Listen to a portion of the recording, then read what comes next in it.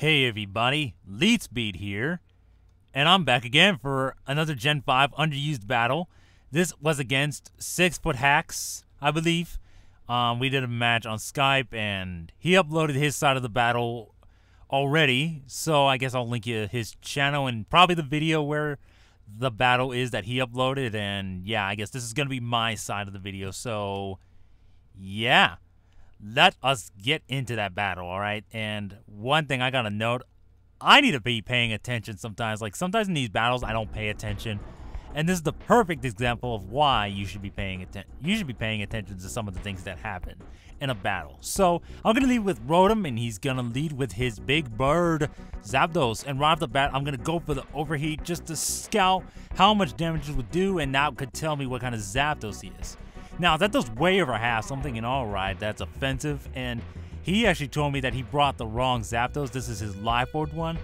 I guess he was meaning to bring a more defensive one, which is, I guess in this case, his Life Orb one worked out because it did a bit over half to my Rotom, because I'm no defensive investment, I'm Choice Scarfed. Now, he's gonna go to Slowbro. We both make a double switch. I predicted his Slowbro, and he, I guess, predicted another overheat, but that's fine. Now, I went for Leechy, predicting him to switch out, but he goes for T-Wave.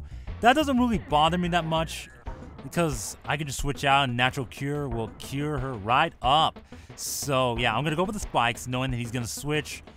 Otherwise, I can just set up Spikes all day, and he can't do anything about it. I mean, unless he goes for Psychic, then, you know, I'll know that he has Psychic, and I can just go to Registeel later in the game.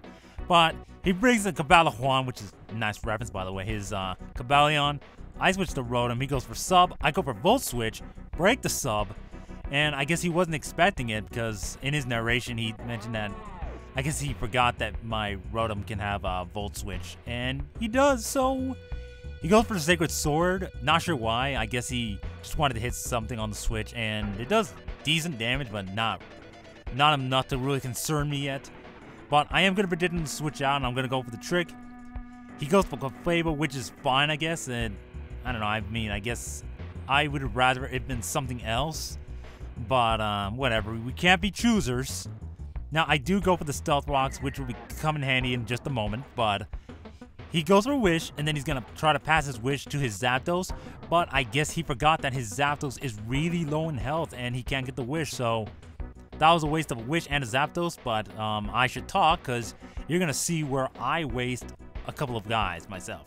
Now, right here, he's a Nidoking. Now, this is where I should have been thinking, oh, it's a Zoroark.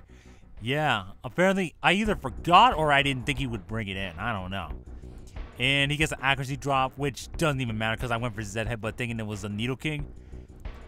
I should have went for U-Turn or something. I mean, even if it wasn't a freaking Nidoking, I wanted to see what move he would lock himself into if he was Choice in some way, and I didn't see Life Orb recall, but I thought I would be faster.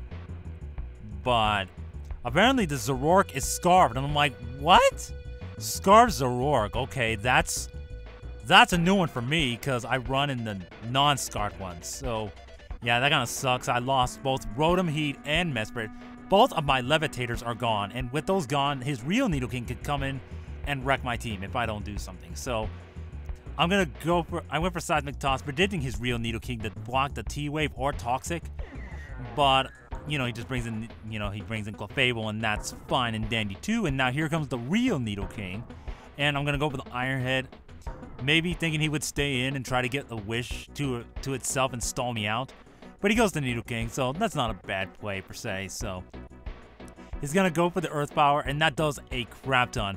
Now, here I should have thought it was Life Orbed, but the thing is, I don't face Life Orbed ones that much, and I should have figured it out because his Zoroark was Scarfed.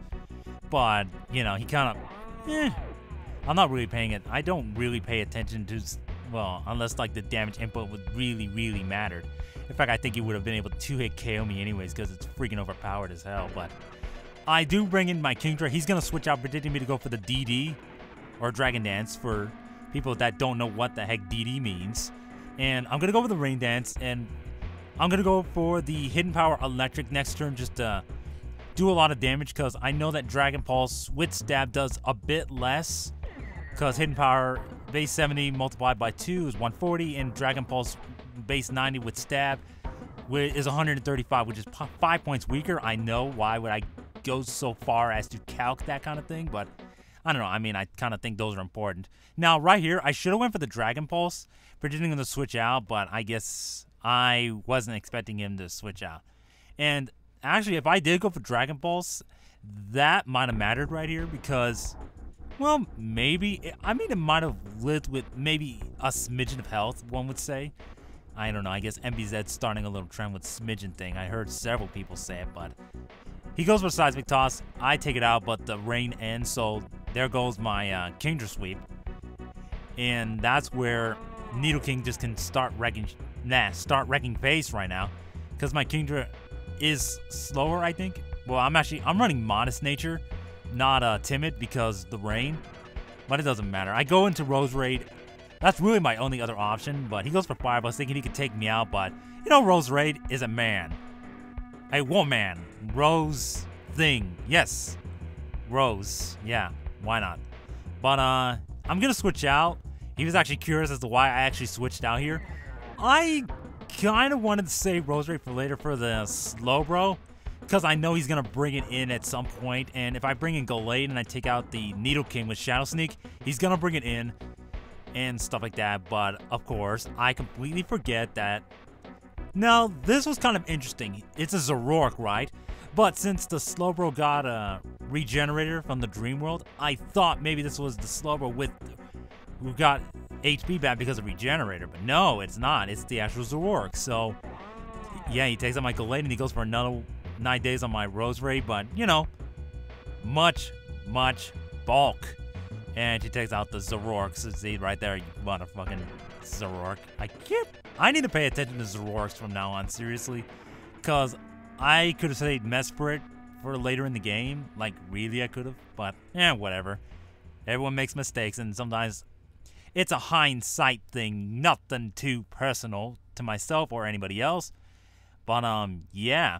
That is gonna be the game. It's gonna be 0-3 in his favor, and not one of my finest games, but it was a fun match. So I think in the end, that's really all that matters in the long run. So yeah, if you like this battle, you can subscribe to my opponent, subscribe to me, do whatever you want to do, and I guess look forward for more videos. So yeah, peace.